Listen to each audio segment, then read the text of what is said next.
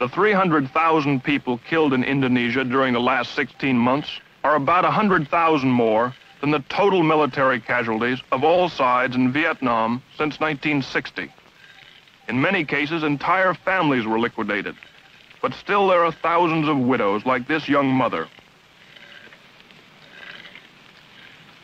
Without trial, her husband and 300 other alleged communists were shot by the army and dumped into this mass grave.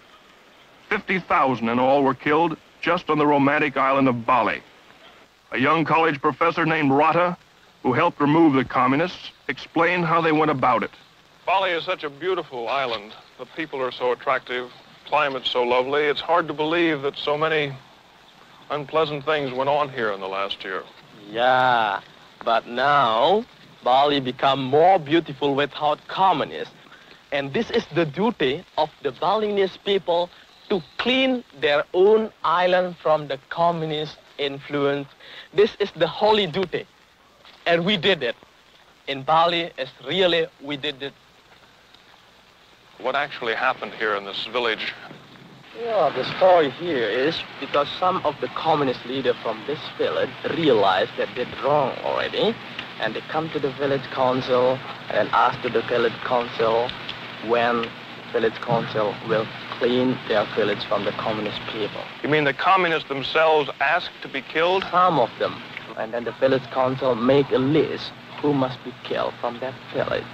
And some of them want to be killed, but they ask a time. For example, if you want to kill me, you can kill me the next day. And now give me a chance to pray to the temple, to the village temple, to say goodbye to all of my relatives. And the next morning, I'm ready to be killed. So the next morning or next evening, the villagers bring him here and then kill him by sword. They killed him with a sword? Yes, with just a sword. Stab them one time and killed, buried it and put it the stone like this one so the family can recognize the next morning where is the family buried. What did you do to erase or cleanse the communists or the communist sympathizers in your village from their ideas? Yeah, and later all the communists, for example, come to the village council and then they told that they will swear on oath they will not become a member or sympathizer of Communist Party anymore. Well, how did you hold them to their promise? That is why we cannot hold that. That is why we leave it to the God, and we decided to hold the purification ceremony for them in the village temple, that the God will see them promise and swear on oath. That is the best way. Because, for example, if they come back again to the Communist Party, we don't know, but the God will know it. He is notifying God that a dozen communist sympathizers are to be purified. Girls from the village enter the temple with religious offerings.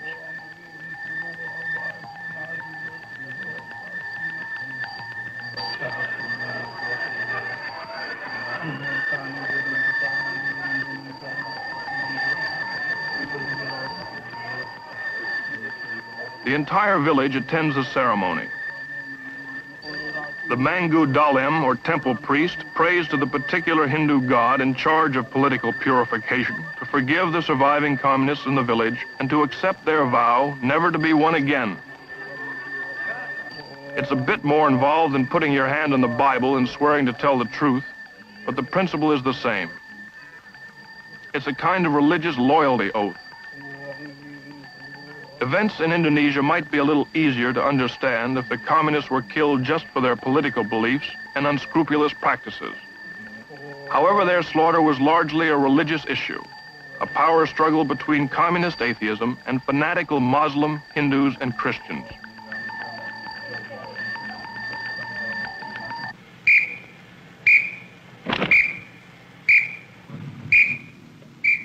The different islands deal with the communist survivors in various ways, mostly by keeping them in prison.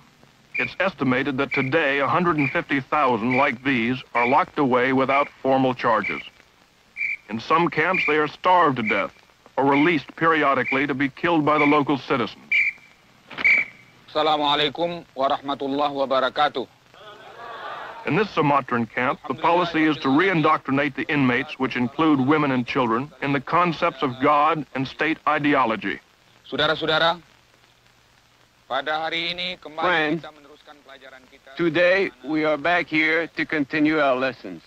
Saudara-saudara, Friends, pada masa-masa recently all of you have been taken along, persuaded, diajak, ordered, diseru, and diprovokasi propagandized supaya to make you disbelieve in God. dengan adanya Those atheists keinginan did it. daripada orang-orang Those people who do not recognize God's existence, those PKI, komunis. those Mereka communists, telah mengajak saudara-saudara. they tricked all of you so that you would not believe in God. Sediakah saudara-saudara? Are you willing to repent?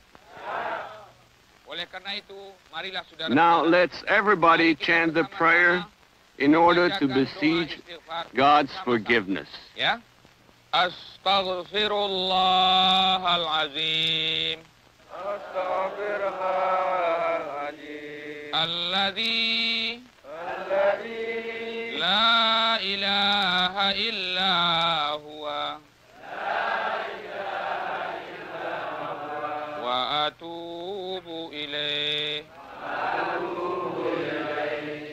La ilaha illa huwa ar-Rahmanur Rahim. That's the Muslim way. Here's how the Christians do it. Meskipun bukan sejak semula Tuhan menjadikan kita berdosa. Although God did not create us with sins, we are all full of sins. Our behavior has been sinful ever since our great-grandparents in paradise, Oleh Adam dan oleh Hawa. Adam and Eve. Dan terutama basisnya ialah The foundation of our life is our relationship with God. di mana kita mulai bergaul If we are at peace with God in our hearts, damai, then there will be peace on earth. sudah ku dapat sayang Tuhan meskipun banyak ku berat. Astaghfirullahalazim.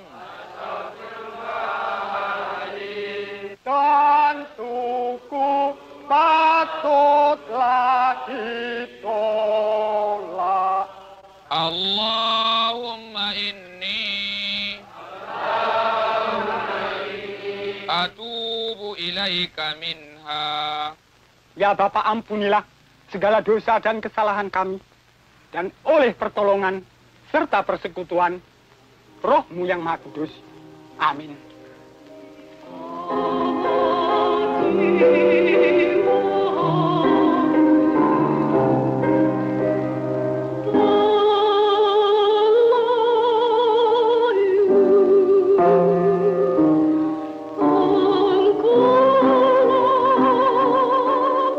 If turnabout is fair play, this concert is the example of all times. Until 6 months ago, most of the audience was in communist prisons or hiding from PKI goon squads. Not only was religion a point of contention, but so was intellectualism, culture, and free expression. It was banned by the PKI.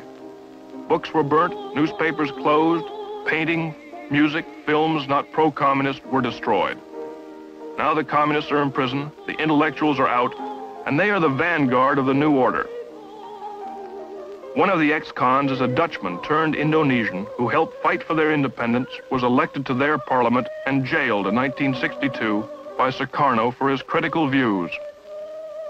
Next to him is Mukhtar Lubis, an Indonesian hero during the fight for independence from Dutch colonial rule. He's a novelist and newspaperman who published searing exposés of corruption in the Sukarno government.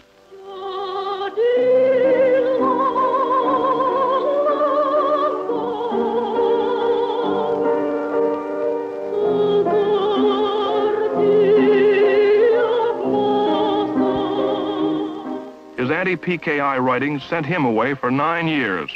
9 years of imprisonment without trial have only strengthened my determination to fight even harder for our cultural and intellectual freedom. He's fighting with his newspaper. In his first editorial, he describes the challenges and dangers already menacing the new order. There are still many challenges which we have to face to build this new order.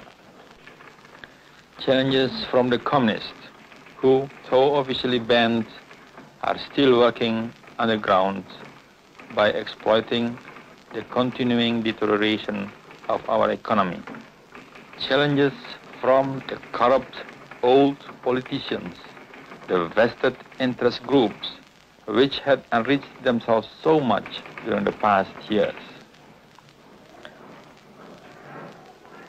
But the greatest danger of all is a possible split within the forces of the new order, between the students and some elements of our armed forces.